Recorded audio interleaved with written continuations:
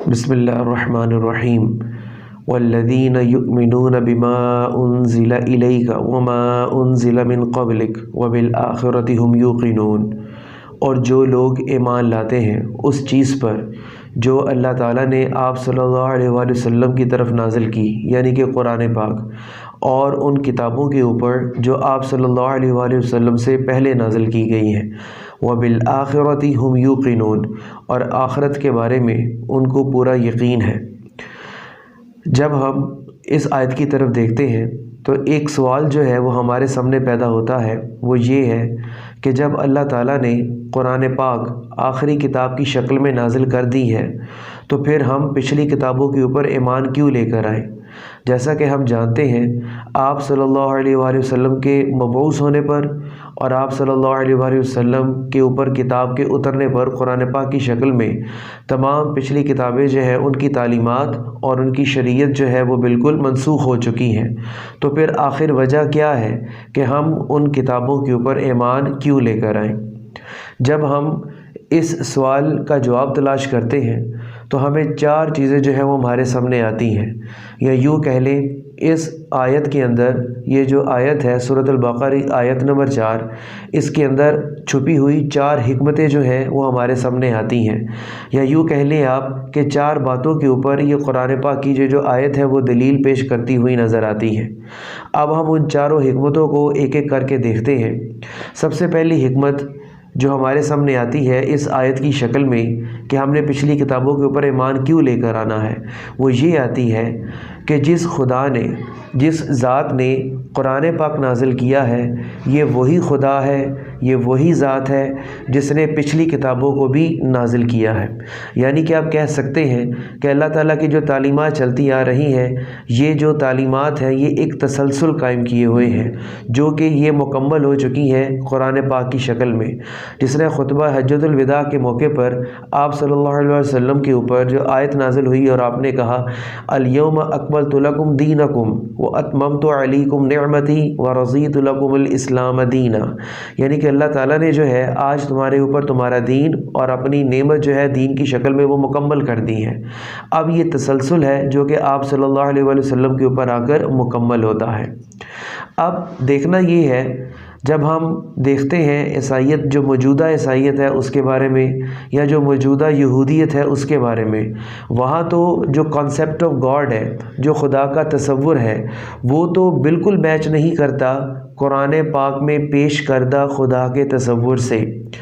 دراصل بات یہ ہے کہ یہودیت اور عیسائیت کے اندر وقت کے ساتھ ساتھ جو ہے وہ تبدیلیاں آ چکی ہیں، اور ان کی جو کتابیں تھیں تورات، زبور اور انجیل، یہ اب اپنی صحیح حالت میں محفوظ یا موجود نہیں ہیں۔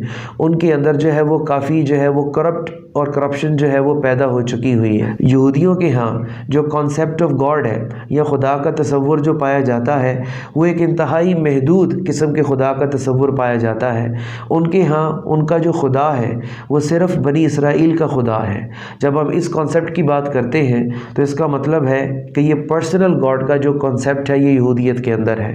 It does not mean that کہ یہ تورات کے اندر ایسا ہی تھا جو اصل تورات اتری تھی، یا زبور کے اندر ایسا ہی تھا جو اصل زبور تھی، یا انجیل کے اندر ایسا ہی تھا جو اصل انجیل تھی۔ ایسا نہیں ہے۔ ان کتابوں میں بھی وہی خدا کا تصور ہے جو ہمیں قرآن پاک میں ملتا ہے۔ قل هو اللہ احد اللہ الصمد لم یلد ولم یولد ولم یکن لہ کفوا احد، یہی خدا کا تصور جو ہے اللہ تعالیٰ نے اپنے بارے میں باقی 3 کتابوں میں بھی یہی بیان کیا تھا جو کہ قرآن پاک میں موجود ہے۔ اب ہم دیکھتے ہیں عیسائیت کے بارے میں۔ عیسائیت میں بھی جو کانسیپٹ آف گاڈ ہے وہ مکمل طور پر کرپٹ ہو چکا ہوا ہے، اور عیسائیت کے اندر جو کانسیپٹ آف گاڈ ہے وہ ٹرینیٹی، تثلیت کے اوپر مبنی ہے۔ ٹرینیٹی سے مراد فادر، سن اور ہولی اسپرٹ۔ یہ تو تھی پہلی حکمت جو ہمیں اس آیت کی شکل میں ملتی ہے۔ اس کی جو دوسری حکمت ہے، یہ دوسری ایسی بات جس پر یہ آیت دلیل کرتی ہے، وہ یہ ہے کہ جو دین اسلام ہے یہ وہی دین ہے جو حضرت آدم علیہ السلام سے شروع ہوا تھا اور حضرت محمد صلی اللہ علیہ وآلہ وسلم کے اوپر مکمل ہوتا ہے۔ عام طور پر دنیا میں یہ ایک مس انڈرسٹینڈنگ اور مسکنسیپشن پائی جاتی ہے کہ اسلام کا تعلق جو ہے وہ آپ صلی اللہ علیہ وآلہ وسلم سے شروع ہوا ہے. ایسا نہیں ہے، بلکہ اسلام کی تکمیل جو ہے، اس کی کمپلیشن جو ہے، وہ آپ صلی اللہ علیہ وآلہ وسلم کے اوپر مکمل ہوئی ہے. تو یہ جو باقی کتابوں پر ایمان لانا ہے، دراصل یہ اس بات کی طرف دلیل ہے کہ پچھلی جو کتابیں اتاری گئی تھی وہ بھی دین اسلام ہی کا پیغام لے کر آئی تھی، اور جو قرآن پاک اتارا گیا ہے وہ بھی دین اسلام ہی کا پیغام لے کر آیا ہے. یہ جو لفظ آج ہم پڑھتے ہیں عیسائیت اور یہودیت، کہ عیسائیت ایک مذہب ہے، یہودیت ایک مذہب ہے، دراصل حقیقت میں یہ دین اسلام یہ چیز نہیں ہے، بلکہ یہ جو الفاظ ہے عیسائیت اور یہودیت، جودائزم اور کرسچینٹی، یہ بعد میں لفظ جو ہے وہ کوائن کیے گئے ہیں اور یہ شخصیتوں تک محدود ہو کر رہ گئے ہیں. نہیں تو جب ہم قرآن پاک میں دیکھتے ہیں تو قرآن پاک میں تو اللہ تعالیٰ نے اس چیز کی بڑی کلیئر کٹ نفی کی ہے. حضرت موسیٰ علیہ السلام ہو یا حضرت عیسیٰ علیہ السلام ہو یا حضرت داؤد علیہ السلام ہو، حضرت سلیمان علیہ السلام ہو، ان سب کو اللہ تعالیٰ نے مسلمان کہہ کر پکارا ہے. یہ سارے مسلم تھے کیونکہ سب کے سب جو ہے وہ دین اسلام کا پیغام لے کر آئے تھے.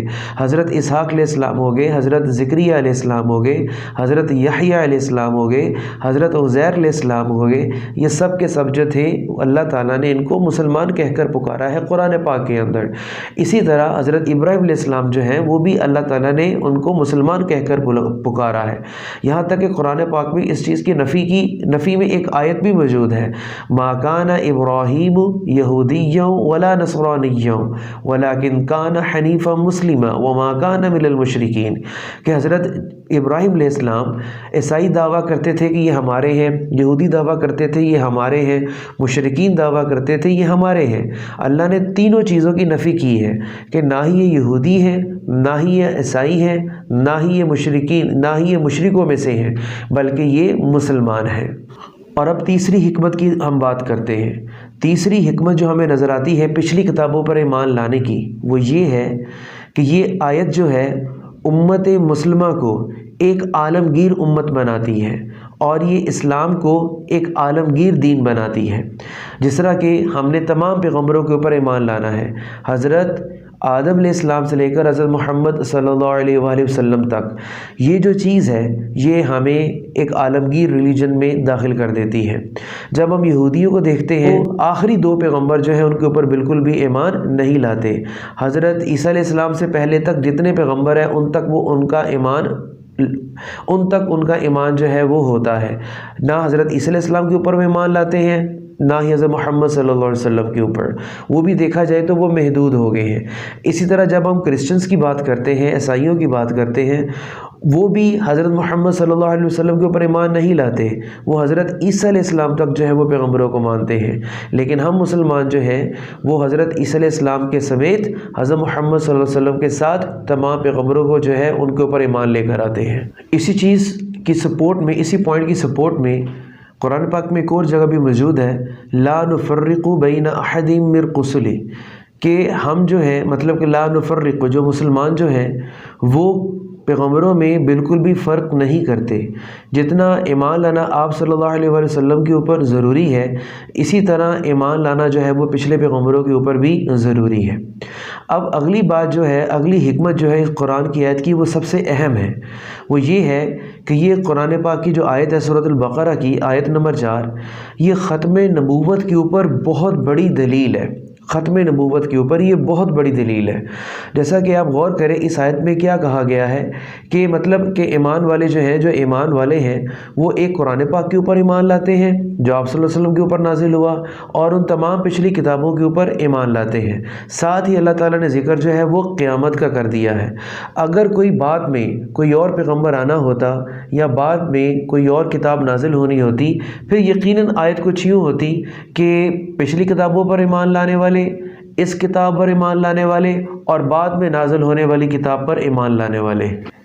ساتھ ہی اللہ تعالیٰ نے جو ہے وہ قیامت کا ذکر کر دیا ہے، یعنی کہ وہ ایمان لانے کی جو شرط ہے وہ یہ ہے کہ پچھلی کتابوں پر ایمان لانا ہے اور اس کتاب قرآن پاک پر ایمان لانا ہے. اور ساتھ ہی اللہ تعالیٰ نے قیامت کا ذکر کر دیا کہ وَبِالْآخِرَةِ هُمْ يُوقِنُونَ. اٹ مینس دیٹ کہ آپ صلی اللہ علیہ وسلم سے لے کر اب قیامت تک کوئی اور نئی کتاب نہ ہی نازل ہوگی، نہ ہی کوئی نیا پیغمبر جو ہے وہ آئے گا۔ اب ہم بات کرتے ہیں اس آیت کے آخری حصے کی طرف، وَبِالْآخِرَةِ هُمْ يُوقِنُونَ۔ یہاں اللہ تعالیٰ نے جو ہے وہ یقین کا لفظ استعمال کیا ہے کہ یہ ایمان والے جو ہیں ان کو قیامت کے بارے میں پورا یقین ہے، اور اس چیز کا یقین ہے کہ مرنے کے بعد انہوں نے دوبارہ جی اٹھنا ہے اور اپنے اعمال کا حساب کتاب جو ہے انہوں نے دینا ہے۔ ان کو یقین کس حوالے سے ہے؟ کیونکہ یہ خبر آپ صلی اللہ علیہ وآلہ وسلم نے دی ہے، اس خبر پر ہم ایمان لائے ہیں اور ہمیں یقین ہے، اور یہ خبر قرآن پاک کے اندر موجود ہے کہ قیامت برپا ہوگی۔ اس بنا پر بھی ہم ایمان لائے، اور یہ ایمان جو ہے وہ ہمارا یقین کی حد تک مضبوط ہے۔ جب ہم یقین کی بات کرتے ہیں تو یقین کے 3 مرتبے جو ہے، 3 سٹیجز ہیں وہ ہمارے سامنے آتی ہیں۔ ایک کہتے ہیں علم الیقین، ایک کہتے ہیں عین الیقین، اور ایک کہتے ہیں حق الیقین۔ علم الیقین کا مطلب ہوتا ہے جب ہم کسی کی کہی ہوئی بات کے اوپر پورا یقین لے آئیں، ایمان لے آئیں، اور عین الیقین ہم اسے کہتے ہیں جس کو ہم اپنی آنکھوں سے دیکھ لیں، آبزرو کر لیں، جس کا ہم مشاہدہ کر لیں، اور حق الیقین جو ہے وہ ہم اس چیز کو کہا جاتا ہے جس کو ہم پرسنلی ایکسپیریمنٹ کر لیں۔ تو یہ جو ہے وہ یقین کی 3 سٹیجز ہمارے سامنے آتی ہیں۔